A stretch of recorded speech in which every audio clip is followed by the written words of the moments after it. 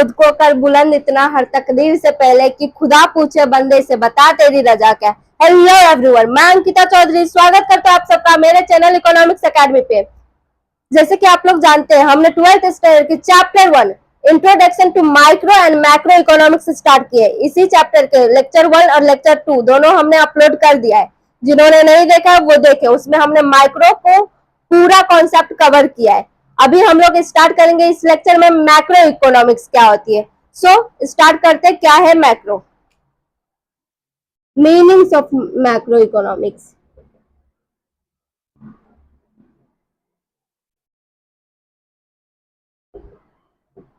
Micro का मतलब होता था छोटा, जो स्मॉल बेसिस पे स्टडी करता था, जो इंडिविजुअल लेवल पे स्टडी करता था। तो मैक्रो का मतलब क्या होगा?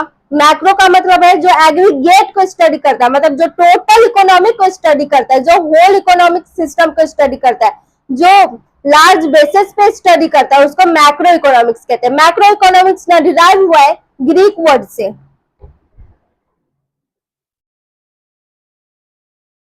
वो वर्ड क्या था? मैक्रोस।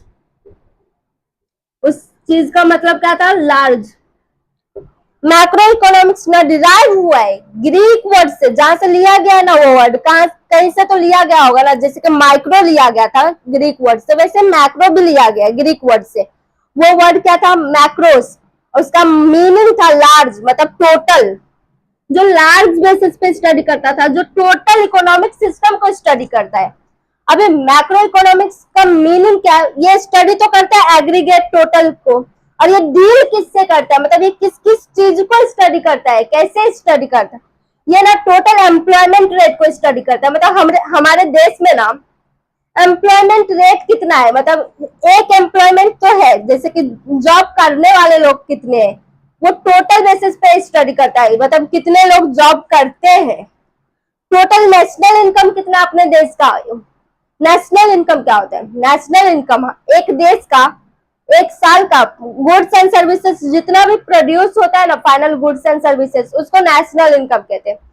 तो हमारे देश का नेशनल इनकम कितना है, मतलब टोटल इनकम के बारे में, अपने देश के टोटल इनकम के बारे में स्टडी करता है, टोटल आउटपुट के बारे में स्टडी करता है, टोटल इन्वेस्टमेंट के बारे में स्टडी करता है कि हमारे देश में टोटल इन्वेस्टमेंट कितना हुआ है, इन्फ्लेशन रेट के बारे में स्टडी करता है। इन्फ्लेशन क्या है मैम? इन्फ्लेशन महंगाई, अपने देश में महंगाई कितना हो रही है पूरे, उसको स्टडी करता है। या फिर डिफ्लेशन कितना हो रहा है टोटल, उसको स्टडी करता है। जो भी स्टडी करेगा ना मैक्रो, वो टोटल को करता है, और माइक्रो पर्टिकुलर को करता था। अभी इसका ना डेफिनेशंस दिया है जे.एल. हैंसन ने। ये एक प्रोफेसर थे, इकोनॉमिस्ट। इन्होंने क्या कहा है, अपने पॉइंट ऑफ व्यू रखा है। इनका कहना क्या था मैक्रो इकोनॉमिक्स के बारे में? इनका कहना ये था कि मैक्रो इकोनॉमिक्स ना एक ब्रांच है, हमने 11th में पढ़ा था, ब्रांचेस ऑफ इकोनॉमिक्स, जिसका 2 ब्रांच होता है, माइक्रो एंड मैक्रो मेन है। तो एक टाइप है ब्रांच का। मैक्रो इकोनॉमिक्स एक ब्रांच है इकोनॉमिक सिस्टम का, जो कंसीडर करता है रिलेशनशिप बिटवीन टोटल सेविंग्स, मतलब जो स्टडी करता है, जो ये बताता है, रिलेशनशिप बताता है लार्ज बेसिस पे, मतलब वो जो बताएगा ना वो लार्जेस्ट होएगा, वो टोटल होएगा। टोटल सेविंग कितना है इसको बताता है, टोटल इन्वेस्टमेंट कितना हो रहा है अपने देश में ये बताता है, टोटल एम्प्लॉयमेंट रेट कितनी है ये बताएगा, या फिर टोटल अनएम्प्लॉयमेंट रेट कितनी है ये बताएगा, टोटल नेशनल इनकम क्या है ये बताएगा। इनके हिसाब से मैक्रो इकोनॉमिक्स एक ब्रांच था इकोनॉमिक सिस्टम का, और ये रिलेशनशिप बताता है टोटल में, कोई भी चीज का रिलेशनशिप जो टोटल बेसिस पे बताता है, एग्रीगेट पे बताता है, और ये स्टडी करता है एग्रीगेट को। ये तो हो गया इनका पॉइंट ऑफ व्यू, इनके अकॉर्डिंग जो मैक्रो इकोनॉमिक्स क्या है। और दूसरे इकोनॉमिक्स है आपके बुक में प्रोफेसर कार्ल शैपिरो।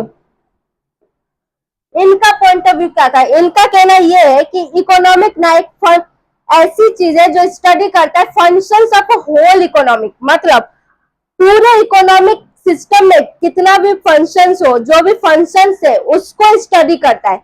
ये डील इनके हिसाब से, अकॉर्डिंग टू कार्ल शैपिरो के हिसाब से, इकोनॉमिक सिस्टम डील करता है फंक्शनिंग ऑफ होल इकोनॉमिक, मतलब पूरे देश का इकोनॉमिक के फंक्शंस को स्टडी करता है। और जे.आर. हैंसन के हिसाब से इकोनॉमिक एक ब्रांच था, मैक्रो इकोनॉमिक्स एक ब्रांच है इकोनॉमिक्स का, और ये रिलेशनशिप बताता है लार्ज बेसिस पे, जैसे कि टोटल सेविंग्स कितना है अपने देश का, टोटल इनकम कितना है, टोटल आउटपुट कितना है, टोटल एम्प्लॉयमेंट रेट कितना है, टोटल अनएम्प्लॉयमेंट रेट कितना है, ये सारी चीजें।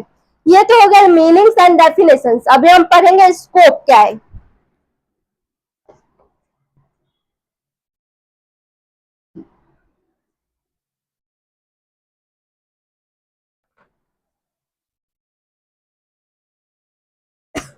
Scope of macro economics.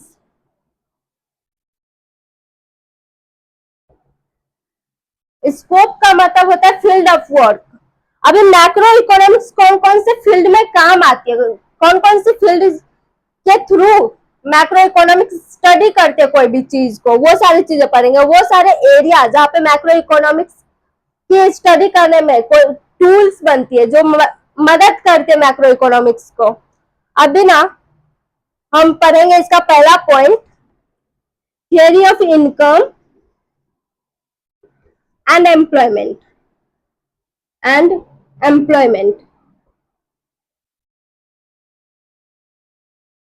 इसमें क्या कहती है इन स्कोप में, theory of income and employment का मतलब क्या होता है, ये ना इनकम को स्टडी करते हैं, हमारे नेशनल इनकम को स्टडी करती है कि पूरे देश में नेशनल इनकम कितना हुआ। मतलब एक देश में एक फाइनेंशियल ईयर होता है, अकाउंट्स में पढ़ा होगा, 1 अप्रैल से लेकर 31 मार्च तक। उस एक साल में कितना गुड्स एंड सर्विसेज प्रोड्यूस हुई है, उसका फाइनल वैल्यू क्या है, ये सारी चीजों को ना नेशनल इनकम कहते हैं। तो हमारे देश में नेशनल इनकम कितना है उसको स्टडी करते हैं, उसको समझने में मदद करता है मैक्रो इकोनॉमिक्स, डिटरमाइन करता है, डिसाइड करता है कि किस वजह से, किस रीजन की वजह से नेशनल इनकम कितना है कितना नहीं, और एम्प्लॉयमेंट कितनी है, अपने देश का एम्प्लॉयमेंट रेट कितनी है, मतलब कितने % लोग काम करती है अपने देश में, कितने लोग हैं जो जॉब करने वाले हैं, कितना रोजगार है अपने देश में, ये सारी चीजों को स्टडी करता है, इन सारी चीजों को डिटरमाइन करता है। मैक्रो इकोनॉमिक्स इनकम कितना है अपने देश में, नेशनल इनकम कितना होती है उसको डिटरमाइन करता है, उसको डिसाइड करता है, और एम्प्लॉयमेंट रेट कितनी है उसको डिसाइड करता है, मतलब टोटल पे डिपेंड करता है ना, तो टोटल एम्प्लॉयमेंट रेट कितनी है उसको डिसाइड करता है। अभी साथ ही साथ अगर बोले तो मैक्रो इकोनॉमिक्स ना वो सारे चीजों को भी स्टडी करता है जिसके वजह से, जिस रीजन के वजह से आउटपुट, इनकम और एम्प्लॉयमेंट रेट में चेंजेस आती है। मतलब अपने देश का टोटल आउटपुट जिस वजह से चेंज आती है उसको स्टडी करते हैं, उसको समझने में मदद करता है मैक्रो इकोनॉमिक्स। टोटल इनकम में जो चेंजेस आती है उसको स्टडी करता है, उसमें मदद करता है, एम्प्लॉयमेंट में स्टडी करता है। अभी देखो ये तीनों ना इंटरकनेक्टेड है, मतलब इन तीनों पे अगर एक पे असर पड़ा ना तो तीनों पे ऑटोमेटिक पड़ेगा। अभी देखो मानो एक अपने देश में ना बिजनेस ही अच्छी तरह से नहीं हो रहा, कोई भी गुड्स एंड सर्विसेज प्रोड्यूस ही नहीं हो पा रहा अच्छी तरह से, मतलब चल ही नहीं रहा अच्छी तरह से, तो क्या इनकम होगी क्या? अगर गुड्स बन ही नहीं रहा है तो इनकम कैसे हो सकती है? गुड्स नहीं बनेगा तो उसको बेचेंगे नहीं तो पैसे कहाँ से आएगी? अभी अगर गुड्स ही नहीं बन रही है तो एम्प्लॉयमेंट की क्या जरूरत है? कोई भी देखो एक बिजनेस है वो ना गिरने लगती है तो लोग क्या करते हैं, सबसे पहले ना कुछ एम्प्लॉयमेंट को ना निकालना स्टार्ट कर देते हैं अपने काम से। एक टाइम था कोरोना, कोविड जब आया था अपने देश में, तब देखो क्या हुआ था, बिजनेस ना डाउनफॉल में जा रहा था। उस टाइम पे ना एम्प्लॉयमेंट भी ना कम हो रही थी। क्यों? क्योंकि प्रोडक्शन ही नहीं हो पा रही थी अच्छी तरह से। जब प्रोडक्शन ही नहीं हो पा रही थी तो वो फालतू का एम्प्लॉय रख के क्या करेगा, क्यों खर्चा बढ़ाएगा? वो क्या करता था, एम्प्लॉयमेंट को निकाल रहा था, कुछ एम्प्लॉयमेंट को निकाला जा रहा था। तो उस एम्प्लॉयमेंट ही जब निकल रही है तो इनकम कहाँ से आएगी? जब आपके पास में जॉब ही नहीं है तो आप कमाओगे कैसे? ये ना इंटरकनेक्टेड है, डिपेंडेंट है एक दूसरे पे। अगर एम्प्लॉयमेंट कम हुई तो आउटपुट कम होगी, आउटपुट कम होगी तो इनकम कम होगी। अभी यही सारी चीजें ना समझने के लिए हम मैक्रो इकोनॉमिक्स स्टडी करती है कंजप्शन फंक्शन और इन्वेस्टमेंट फंक्शंस को। एम्प्लॉयमेंट रेट को समझने के लिए, एम्प्लॉयमेंट को समझने के लिए कंजप्शन फंक्शन और इन्वेस्टमेंट फंक्शंस को स्टडी किया जाता है। कंजप्शन फंक्शन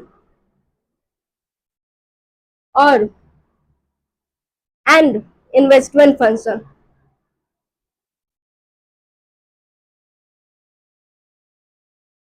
देखो कंजप्शन फंक्शन क्या है, जब आपके पास में ना इनकम ज्यादा आती है, जब आपके पास में फॉर एग्जांपल आपके पास में ना बहुत ज्यादा इनकम अर्न कर रहे हो तो आपका कंजप्शन लेवल ऑटोमेटिकली ना ज्यादा होती जाएगी। तो एक इंडिविजुअल लेवल पे है, लेकिन यहाँ पे ना टोटल देखो, टोटल इनकम जितना बढ़ेगी ना उतना कंजप्शन भी बढ़ती ही रहती है। ये इनकम है टोटल। अगर आपकी इनकम लेवल ज्यादा होती जाएगी तो आपकी कंजप्शन ऑटोमेटिकली ज्यादा होगी, क्योंकि आपके पास में पैसे है भाई, पैसे है तो आप खर्च करोगे, पैसे ही नहीं रहेंगे तो खर्च कैसे करोगे। इसके लिए कंजप्शन फंक्शंस को समझना पड़ता है। कंजप्शन फंक्शंस, अगर आपके पास में जॉब से आपके पास में एम्प्लॉयमेंट है तो आपके पास में इनकम होगा, इनकम होगा तो इनकम जितना होएगा ना, हर एक बंदे की इनकम जितना रहती है ना उतना कंजप्शन करती है, तो कंजप्शन लेवल भी बढ़ेगी। और इन्वेस्टमेंट फंक्शंस, जब कोई भी बिजनेस मैन या फिर कोई भी गवर्नमेंट इन्वेस्ट ही नहीं करेगी मार्केट में, अगर मार्केट में कुछ इन्वेस्ट ही नहीं हो रहा है, कुछ नए बिजनेस को लाया ही नहीं जा रहा है, बिजनेस में इन्वेस्ट ही नहीं कर रहे, तो उसका ऑटोमेटिकली एम्प्लॉयमेंट ना कम होती जाएगी। देखो जब हमारे देश का डिफ्लेशन पीरियड चलता रहता है ना, जब अपना देश डाउनफॉल में जाता रहता है, कॉन्ट्रैक्शन में रहती है ना, तब क्या करती है गवर्नमेंट, गवर्नमेंट क्या करती है, स्पेंड करती है अपने देश में, जो ये बनाओ वो बनाओ जिससे एम्प्लॉयमेंट बढ़ेगी। क्योंकि जब गवर्नमेंट कुछ नया करेगी अपने देश में तो उसके लिए ना मजदूर चाहिए रहती है, लेबर चाहिए रहती है। अगर लेबर चाहिए तो एम्प्लॉयमेंट बढ़ेगी, एम्प्लॉयमेंट बढ़ेगी तभी तो इनकम बढ़ेगी, इनकम बढ़ेगी तभी प्रोडक्शन होएगा, जब गुड्स प्रोड्यूस होएगी तभी तो एम्प्लॉयमेंट आएगी, एम्प्लॉयमेंट आएगी तभी तो आउटपुट आएगी यार। ये सारी चीजें ना डिपेंडेंट है यार, एक तरह से ना कनेक्टेड है। देखो जब आप इन्वेस्ट करोगे ना, इन्वेस्टमेंट बढ़ेगी तो बिजनेस का प्रोडक्शन भी बढ़ेगी, प्रोडक्शन जब गुड्स एंड प्रोड्यूस ज्यादा होगी ना तो एम्प्लॉयमेंट ऑटोमेटिकली बढ़ती है, क्योंकि आपके पास में काम बहुत है। अगर आपके पास में काम बहुत है तो काम करने वाले लोग भी आपको चाहिए होगा। देखो कोई भी देश में जब इन्वेस्टमेंट जितना ज्यादा होएगी ना उतना ज्यादा प्रोडक्शन होएगी, जितना ज्यादा प्रोडक्शन होएगी उतना ज्यादा एम्प्लॉयमेंट भी बढ़ती है, एम्प्लॉयमेंट बढ़ती है तो इनकम भी बढ़ती है। देखो अभी ये सारी चीजों को समझने के लिए ना मैक्रो इकोनॉमिक्स हेल्प करती है। अभी हम लोग सीखेंगे सेकेंड इसका point, theory of general level, general price level.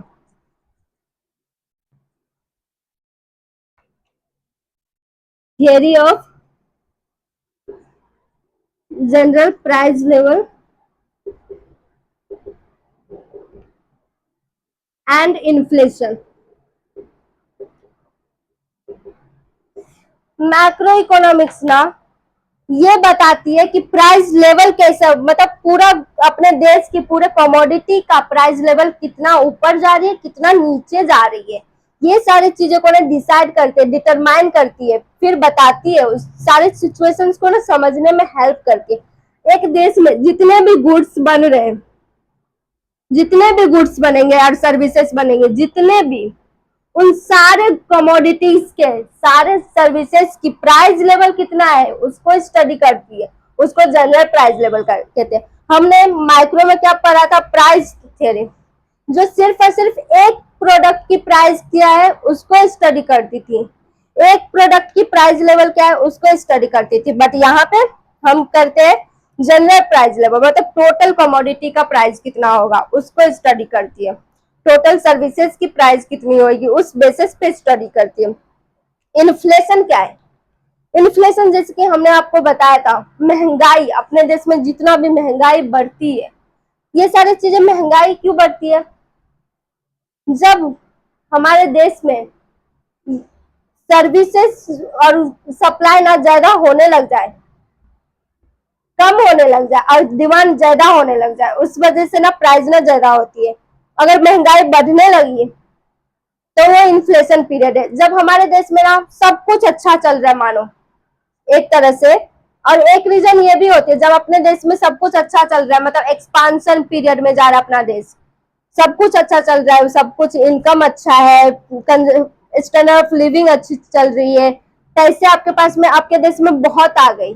जब पैसे बहुत ज्यादा आ जाते हैं ना तभी भी इन्फ्लेशन बढ़ती है, क्योंकि हमको फर्क नहीं पड़ता हमारे हाथ से कितना पैसे जा रहे हैं, उस वजह से भी इन्फ्लेशन बढ़ती है। और कभी कभी क्या होती है, सप्लाई कम हो जाती है डिमांड के मुताबिक, तभी भी इन्फ्लेशन बढ़ती है, क्योंकि सप्लाई कम है डिमांड ज्यादा है, तो वो सप्लायर किसको किसको दे, तो वो क्या करते हैं अपनी प्राइसेस को ना ज्यादा करने लग जाती है। ये दो रीजन होती है इन्फ्लेशन के। अभी ये इन्फ्लेशन कितनी हो रही है अपने देश में, टोटल इन्फ्लेशन रेट कितनी है उसको स्टडी करती है macro economics. General price level कितनी हो रही है उसको स्टडी करती है मैक्रो इकोनॉमिक्स। अभी हम पढ़ेंगे थर्ड पॉइंट,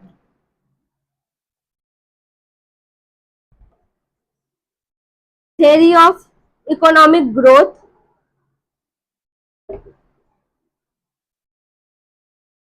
and development।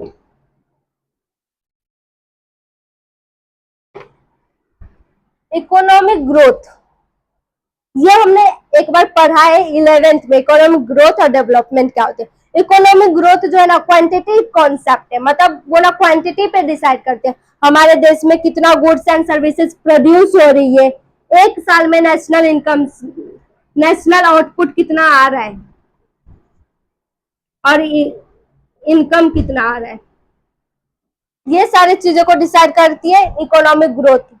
अभी देखो एक साल में ना अपने देश में कितना गुड्स एंड सर्विसेज प्रोड्यूस हो रही है, अगर गुड्स एंड सर्विसेज बढ़ती ही जा रही है, प्रोड्यूस होती जा रही है, अपनी नेशनल इनकम बढ़ती ही जा रही है, उसको इकोनॉमिक ग्रोथ कहेंगे।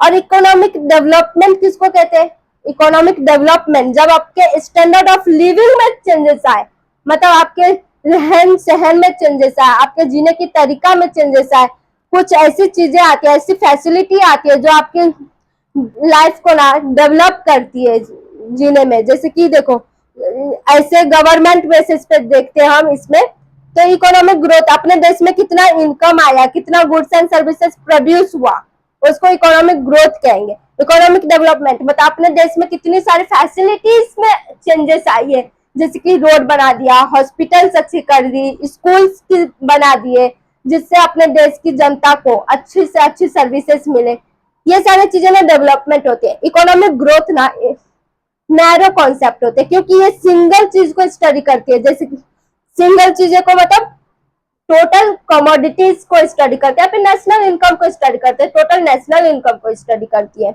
जिसमें सिर्फ एक ही चीज को देखा जाता है, क्वांटिटी कितना हो रही है। और डेवलपमेंट में हम दोनों चीजों को देखते हैं, economic growth plus facilities welfare. अभी देखो इकोनॉमिक ग्रोथ नहीं होगी जब आपके पास में पैसे ही नहीं रहेंगे, गवर्नमेंट के पास में पैसे ही नहीं है, तो वो हमें क्या प्रोवाइड करेगी फैसिलिटी, हमारे लिए क्या भलाई का काम कर सकती है। लेकिन जब आपका इकोनॉमिक ग्रोथ होती है तो आप डेवलप कर सकते हो अपने कंट्री को। तो अपने गवर्नमेंट क्या करते हैं, जब इकोनॉमिक ग्रोथ हो रही है ना अपने देश में, तो वो क्या करते हैं कुछ पैसे को साइड में रखते हैं फ्यूचर कंजप्शन के लिए, कुछ पैसे को यूज करते हैं अपने डेवलपमेंट के लिए, अपने देश की डेवलपमेंट के लिए। देश में क्या करती है, कभी कभी वो क्या करते हैं तो रोड में खर्चा करते हैं, मतलब रोड्स बना देते हैं जिससे एम्प्लॉयमेंट भी बढ़ती है और रोड भी अच्छी हो जाती है। कभी कभी हॉस्पिटल्स बनाते हैं, कभी कभी स्कूल फंड्स में इन्वेस्ट करते हैं, स्कूल्स वगैरह बनाते हैं, ऐसी चीजें बनाती है, ब्रिजेस बनाती है, जिससे मतलब अपने देश की ना डेवलपमेंट हो, फैसिलिटी इन्वायरमेंट में डेवलपमेंट आए, फैसिलिटीज बढ़े हमारे लिए, हमारे देश की पीपल्स जो है, सिटीजन जो है, उनकी वेलफेयर के लिए खर्चा होता है, उसको डेवलपमेंट कहते हैं। और इकोनॉमिक ग्रोथ जो अपना नेशनल आउटपुट, नेशनल इनकम्स बढ़ती है, उसको कहते हैं। और इकोनॉमिक डेवलपमेंट नाम ब्रॉडर कॉन्सेप्ट है, इकोनॉमिक ग्रोथ नैरोवर कॉन्सेप्ट है। ये हो गया economic growth and economic development. अब लास्ट पॉइंट हम लोग पढ़ेंगे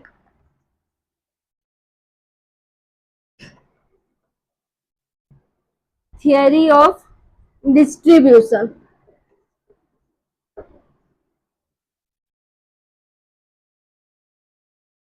मैक्रो इकोनॉमिक्स ना डिस्ट्रीब्यूशन में भी ना हेल्प मांगती है। मतलब देखो, फैक्टर्स ऑफ प्रोडक्शंस हमने पढ़ा था माइक्रो इकोनॉमिक्स में, जो डिस्ट्रीब्यूशन का काम भी करती है।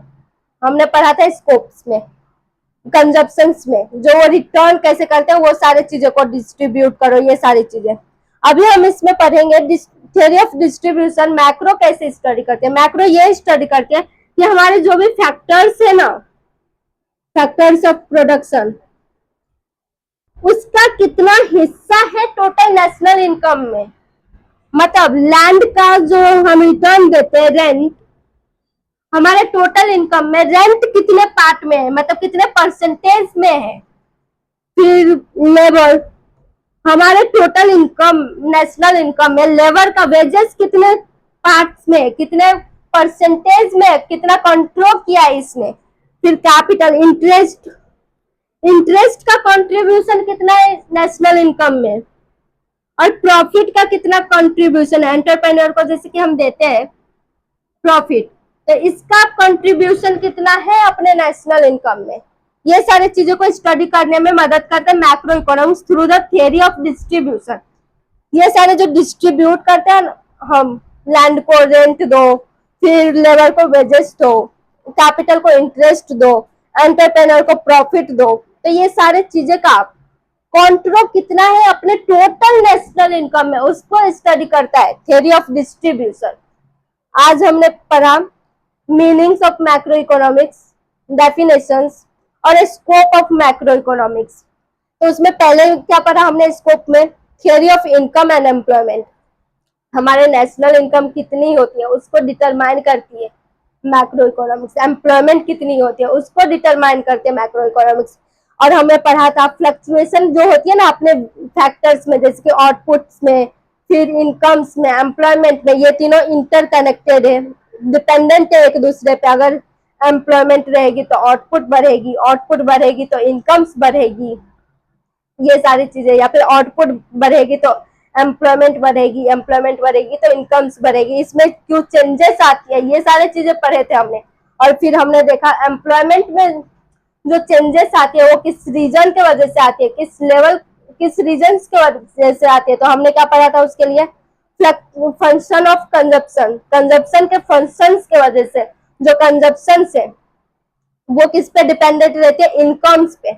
जिसका जितना इनकम उतना खर्चा, तो अपने देश का जितना इनकम उतना कंजप्शन लेवल, जितना इनकम बढ़ेगी अपने देश की उतना कंजप्शन लेवल भी बढ़ेगी, जितना इनकम कम होगी उतना कंजप्शन लेवल भी कम होगी। फिर हमने पढ़ा था इन्वेस्टमेंट लेवल, अगर इन्वेस्टमेंट होगी तभी तो प्रोडक्शन होगी, प्रोडक्शन होगी तो एम्प्लॉयमेंट बढ़ेगी, ये सारी चीजें हमने पढ़ा था। कोई भी देश इन्वेस्टमेंट करती है या फिर बिजनेस इन्वेस्टमेंट करती है तो वो इसलिए करती है क्योंकि उनका प्रोडक्शन, अपने देश का प्रोडक्शन ना बढ़ाना चाहते हैं। प्रोडक्शन बढ़ेगी तो एम्प्लॉयमेंट भी बढ़ेगी। अगर आपके पास में काम है तो काम करने वाले लोग भी आपको चाहिए।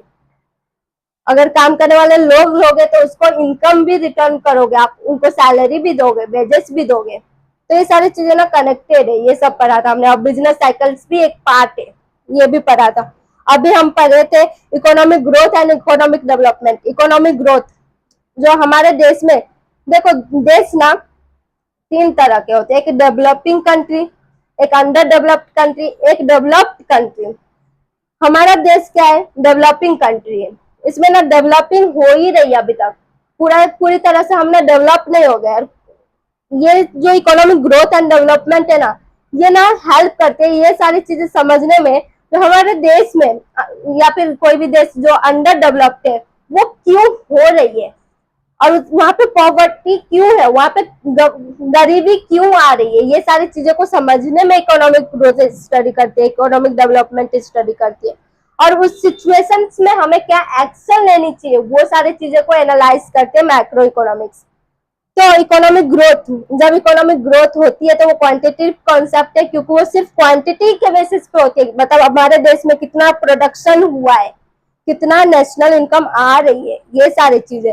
फिर हम डेवलपमेंट पढ़े थे। डेवलपमेंट में मतलब हमारे स्टैंडर्ड ऑफ लिविंग में कितना चेंजेस आ रहे हैं, हमारे देश के टोटल पीपल्स के जो भी है उसका स्टैंडर्ड ऑफ लिविंग कितना चेंजेस आ रही है, ये सारी चीजों को स्टडी करते हैं। फिर हमने पढ़ा था डिस्ट्रीब्यूशन, जो डिस्ट्रीब्यूशन का क्या रोल है मैक्रो इकोनॉमिक्स में, ये बताती है कि हमारे टोटल नेशनल इनकम में फैक्टर्स ऑफ प्रोडक्शन के जो भी रिटर्न आती है ना उसका कितना कॉन्ट्रो है, कितना लैंड रेंट का कॉन्ट्रो आया है, कितना वेजेस का कॉन्ट्रो है, कितना इंटरेस्ट का है, कितना प्रॉफिट का है, ये सारी चीजें हमने आज पढ़ा। अगर आपको कोई क्वेरी हो तो कमेंट करें, लाइक करें और अपने फ्रेंड्स के साथ शेयर करें जितना हो सके और सब्सक्राइब करें। Thank you so much.